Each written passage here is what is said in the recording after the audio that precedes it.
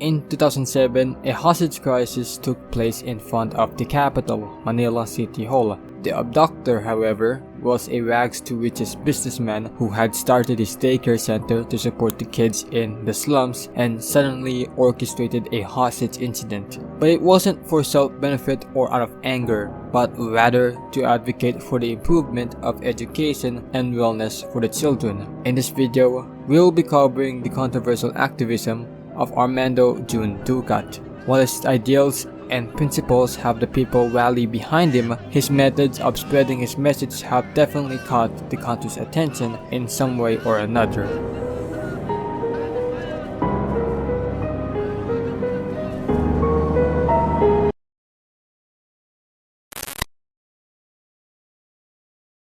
In 1951, Armando Jun Ducat was born to an impoverished family. The third child out of four, their father was an airbrush painter, while their mother was a housewife taking care of him and his siblings. Jun initially grew up selling food in the market. He was inspired to escape poverty through education, where he graduated college with a degree in civil engineering. After establishing himself as a contractor, Jun created the Musmos Daycare Center in Paola, Tondo, Manila, giving impoverished children a chance to have basic education. He also helped form barangay halls and infrastructure in poorer regions of the capital. However, Jun Ducat was not known as a very peaceful person. In 1987, armed with fake grenades, he held two Catholic priests hostage over a building contract dispute. Jun accused a priest named Don Gonzalez and the parish council of cheating him on a church renovation project. The hostage-taking took more than 7 hours before the police promised Jun to arrange a meeting with the Cardinal Sin. We were in the office when Ducat and a companion came in around 3:30 p.m. carrying guns, a knife, grenades, and handcuffs. I smelled some alcohol, but I don't think he was very drunk or crazy, stated by one of the hostages. Jun and another person handcuffed the priest and hung two grenades around one of the hostages' necks. Later, Jun addressed a crowd holding a grenade without its pin that the parish council refused to pay him more than $38,000 for construction work in the parish. However, the council stated that Jun was not following the agreed upon plan, driving up the construction cost. We paid him for phase 1, which he finished as agreed, but he was collecting more than we expected for phase 2, a lawyer for the parish council stated. In the end, Jun was arrested and jailed for illegal possession of firearms, but the case did not progress any further. In the 1995 general elections, Jun performed a hunger strike on top of the Welcome Rotunda monument to protest the involvement of Chinese Filipinos running for public office and alleged them of having control of the Philippines rice market. He wanted the government to ban Chinese Filipinos from being candidates, trying to convince voters to vote against the Chinese Filipino candidates. At this time, many Filipinos have developed a strong disdain from the Chinese thanks to the West Philippine Sea dispute and the growing power of Chinese Filipinos, as reflected in an essay made by Caroline S. Howe of UP Diliman on how Filipinos view Chinese with certain judgment, viewing them as rich and prosperous, making Filipinos think that they would not be kidnapped since they are not Chinese.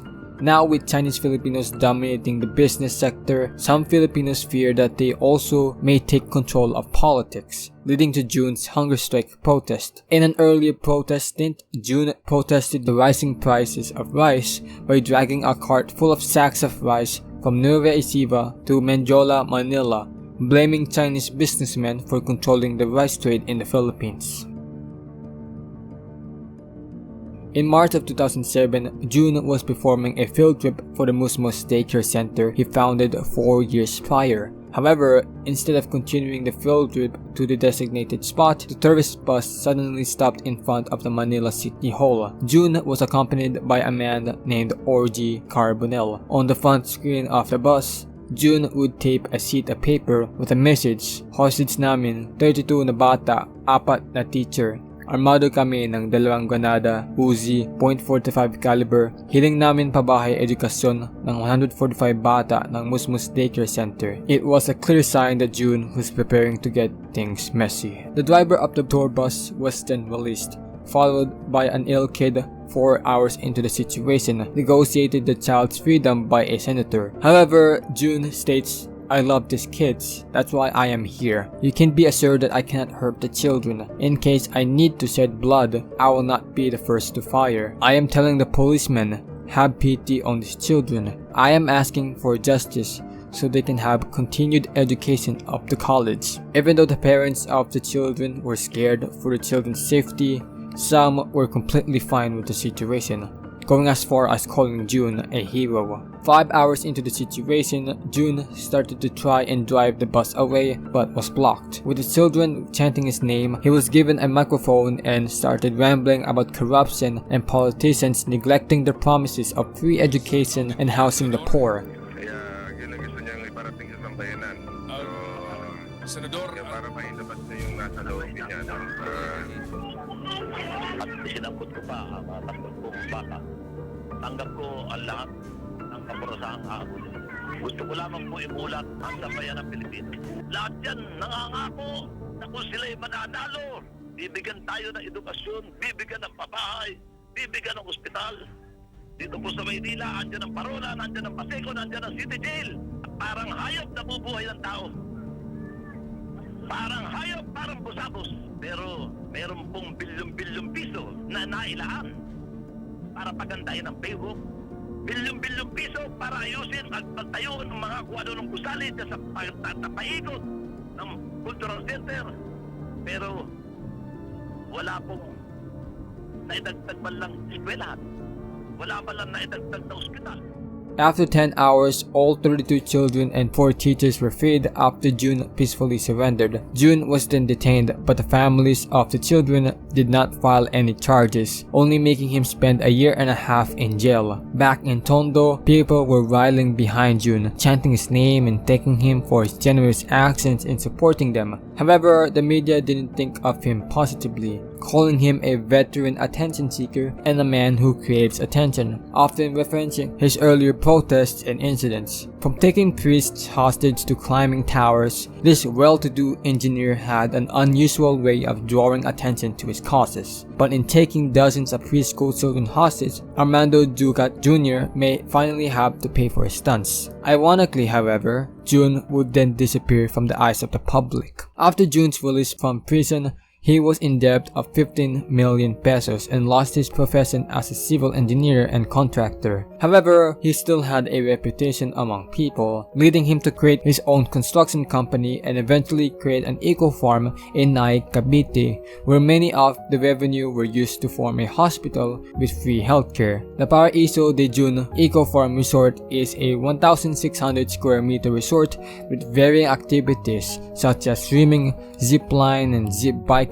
Jun resides in the resort, maintaining it together with his wife. However, it does not mean that Jun was done with politics. Jun previously ran for councilor for Manila in 2004 but ultimately lost. 2 decades later, and Jun moved to the city of Las Piñas. In the same year, he announced his intention to run for mayorship as an independent candidate, running against wealthy candidates from the Villar family and the Aguilar family who have dominated the politics of the city for decades. His candidacy stood on free healthcare that rivals major hospitals and free education. It's pretty safe to say that Jun Ducat, the man known to be a caring and passionate person, can get a bit irrational at times. However, when regarding his skepticism towards Chinese Filipinos, he isn't the first to raise concern over the influence of ethnic Chinese in the Philippines. Manuel Quezon once stated, "One of our shortcomings is that we permit others to hold the rice industry for us, and they are the ones who make a lot of profit. Puppeteers are like a saw. The saw eats, be it pulled or pushed down, and we Filipinos are the ones being eaten." But in contrast, studies in Nueva Ecija suggest the opposite effect of Chinese merchants performing better than other merchants. However, outside the skepticism in the rice market, Chinese Filipinos have taken a stage in the Philippines. Whether it is in the business, food, entertainment, music, or political sectors, Chinese influence in the Philippines is evident. The skepticism of Filipinos towards Chinese people is similar, even reflective of the skepticism towards Jewish people, viewing them as a greedy yet smart group that has control over business and politics, viewing them with skepticism due to their potential power within society to do whatever they want. Of the top 10 richest people in the world, half of them are Jewish. In the Philippines, plenty of the richest Filipinos have a Chinese background, so while we may disprove the skepticism at some level, the point of skepticism is evident and the birth of it towards certain groups is undeniably there. But for the other cases, I'm gonna be completely honest, he's just a really compulsive person. The children who were involved in the hostage crisis were going to graduate, so his main motive was for the future of these children to be secured, guaranteed education and healthcare, but achieved in a way of using firearms and weapons. It felt like Jun was aiming less about being a danger to anyone, but aiming to look like a danger to anyone to garner attention. Garnered the attention of media and politicians to promote themselves while helping the children. Now, Jun Ducat is aiming to become one. Not fueled by money or power but by sheer determination and persistence, characteristics that you and I are very familiar towards him.